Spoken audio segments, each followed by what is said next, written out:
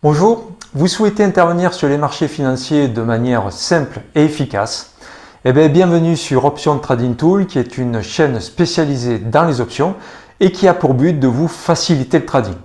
Je suis Patrick, je suis développeur informatique et trader indépendant depuis plus de 10 ans et je me suis spécialisé dans les options.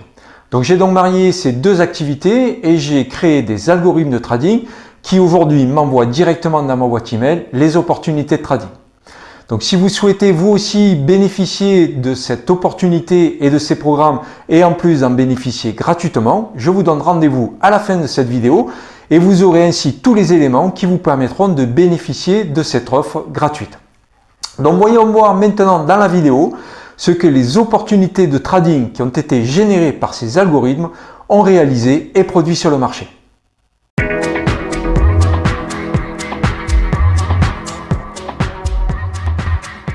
Du côté du marché, donc une semaine totalement haussière, puisqu'on a enchaîné les jours de hausse, et avec des hausses quand même assez importantes, et on peut le voir au niveau de la bougie, ici, de la bougie semaine, un marabouzou complet, qui suit un marabouzou complet également de la semaine qui a précédent, donc un rebond violent du marché.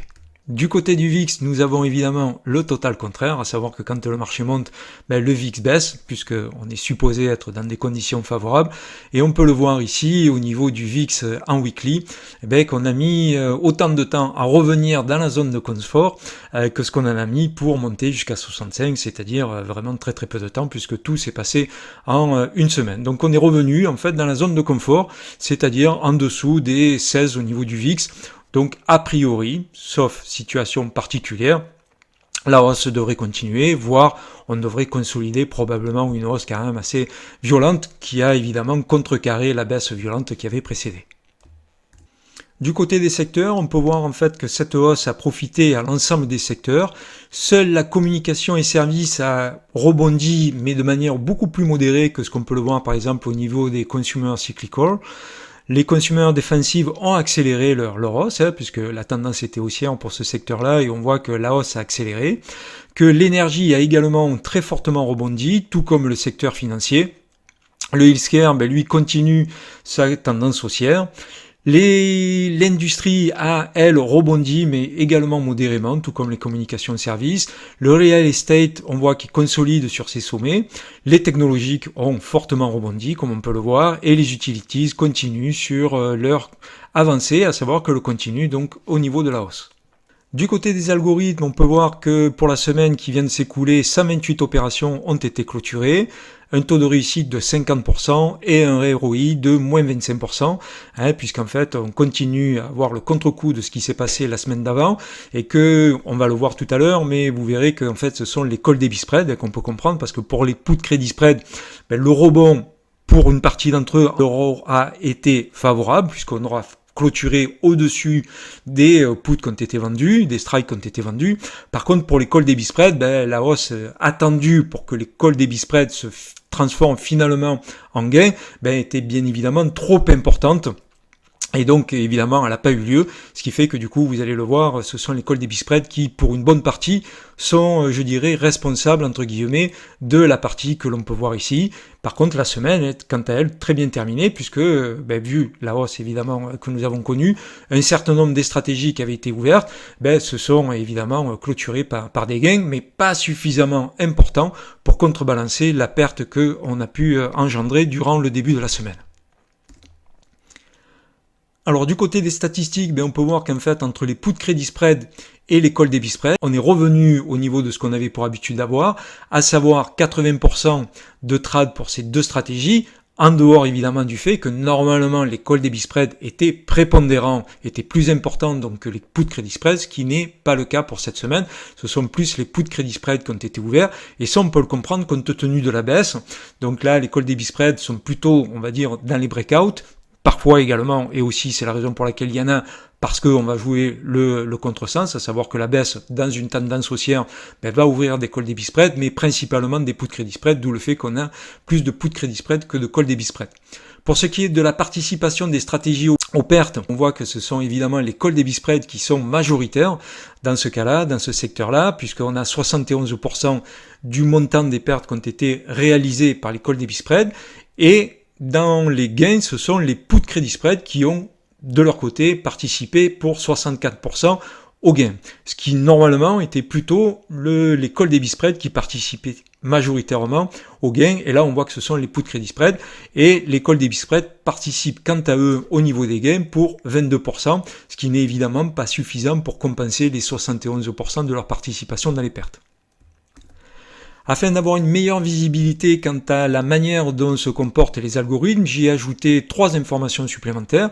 La première qui va concerner en fait la distribution des trades par secteur, donc de savoir quels sont les secteurs pour lesquels il y a le plus de trades. Donc on voit que ce sont les technologies qui ont eu le plus de trades sur la semaine qui vient de s'écouler. Donc il faut malgré tout le relativiser parce que ça va évidemment dépendre du nombre de valeurs qui sont au sein du panel de valeurs sur lesquelles les stratégies sont réalisées. Donc 37% de trades pour les techs. Si le secteur est quant à lui prépondérant, on peut le comprendre. Mais en tout cas, ça permet d'avoir une vision, on va dire, globale de la manière dont les algorithmes se comportent, parce qu'on va pouvoir constater d'une semaine à l'autre si évidemment il y a un transfert des ouvertures de trades qui s'opère d'un secteur à l'autre. Ensuite, ici, on va pouvoir regarder quels sont les gains et les pertes par secteur, donc pouvoir constater quels sont les secteurs qui gagnent et les secteurs qui perdent. Et on voit que pour cette semaine ici, ce sont les secteurs donc défensifs et industriels qui ont généré des gains. Quant aux autres secteurs, ils ont pour la plupart d'entre eux généré des pertes, alors plus ou moins importantes selon les secteurs dans lesquels on se situe, mais seuls les défensives et industriels ont généré des gains. Et j'ai également fait donc une répartition des gains par stratégie. Donc on pouvait le voir avant en faisant le calcul entre le taux de trade gagnant et les gains réalisés lorsque les trades génèrent des gains et les pertes. Mais là, on a le solde qui est réalisé et donc on peut voir qu'en fait les put debit spread ont généré une bonne partie des pertes. Les call debit spread, on vient de le voir, donc forcément là effectivement c'est confirmé par l'histogramme que nous avons là. Les Iron Condor, eux ont également participé aux pertes et ce sont les put credit spread, on l'a vu juste sur les statistiques tout à l'heure, qui ont généré des gains, et également les Strangle qui ont donc participé pour 11% des gains. Et en effet, donc au niveau des put debit spread, on peut voir que le taux de réussite est de 33%, donc un taux d'échec de 66%, et en plus avec des pertes plus importantes que les gains, donc forcément ça se traduit par de la baisse. Quant au call debit spread, on a un taux d'échec qui est de 90%, ce qui est évidemment énorme, avec en plus des pertes qui sont égales aux gains lorsque des gains sont réalisés, donc forcément ça se traduit de manière globale par des pertes, et on a pu justement le voir dans l'histogramme qui a précédé. Par contre, les Strangle, eux, c'est 100% de gains, et avec un taux de return de 11%.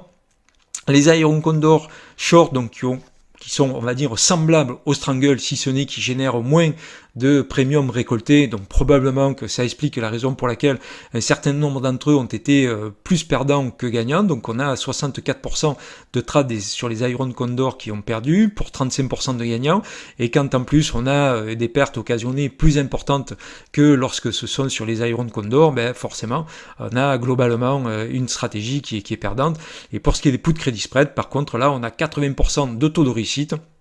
Et on a, mais ça c'est la nature des put credit spread, qui veut que lorsque on perd plus que lorsqu'on gagne, mais c'est évidemment le taux de réussite qui permet de compenser justement cette différence-là.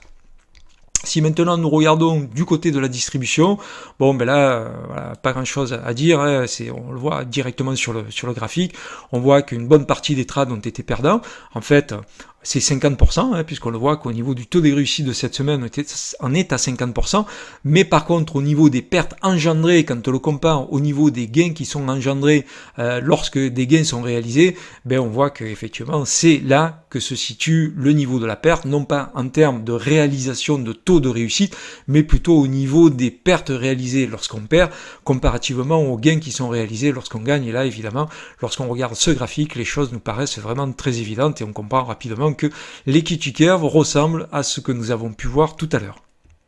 Si nous mettons maintenant en perspective la semaine qui vient de s'écouler, on peut voir que de manière globale, évidemment, l'equity curve reste toujours positive et bien orientée, même si effectivement le drawdown aujourd'hui commence à être un petit peu important. Vous aspirez à la liberté financière, mais vous ne souhaitez pas y consacrer la totalité de votre temps? Profitez de centaines de stratégies backtestées sur plus de 8 ans d'historique, et tous les jours, recevez dans votre boîte email les opportunités générées par ces stratégies. Ainsi, dans votre boîte email, vous recevez des fiches claires et détaillées. Vous savez quand, le jour où vous recevez l'opportunité, vous savez quoi, le ticker, ici NVDA, vous savez le type de stratégie que vous devez ouvrir, ici un long call debit spread, les strikes que vous devez acheter et le strike que vous devez vendre, et vous connaissez également la date d'échéance pour laquelle le trade doit être ouvert. Et vous avez également la totalité des statistiques de la stratégie, qui comprennent aussi bien les informations durant les périodes de backtest que durant la période de mise en production, puisque toutes les stratégies ont été mises en production en réel sur le marché. Ainsi, vous avez toutes les informations qui vous permettent de prendre une décision claire, nette et précise. Si vous êtes intéressé, inscrivez-vous dans le lien qui est en description et bénéficiez d'un mois totalement gratuit durant lequel vous pourrez profiter pleinement de tous les outils qui sont mis à votre disposition sur la plateforme et bien sûr, vous recevrez directement dans votre boîte email toutes les opportunités du jour. Vous bénéficierez également d'une heure de coaching avec moi, de sorte à me poser toutes les questions que vous souhaitez. Et bien sûr, je vous formerai à l'utilisation de la plateforme afin que vous ne perdiez pas de temps à son utilisation et sa compréhension et que vous puissiez ainsi bénéficier directement des opportunités qui vous seront proposées et les mettre à profit sur le marché. Donc n'hésitez pas, inscrivez-vous, testez et jugez par vous-même. Et quant à moi, je vous dis à très bientôt. Merci d'avoir suivi cette vidéo jusqu'au bout. J'espère évidemment qu'elle vous a plu. Si vous avez des questions ou des commentaires, évidemment, n'hésitez pas à les laisser en dessous, à vous abonner à la chaîne, à cliquer sur la cloche pour être notifié des nouvelles vidéos que je mettrai en ligne, à vous abonner à la chaîne. Et quant à moi, je vous dis, en tout cas je l'espère, à très bientôt.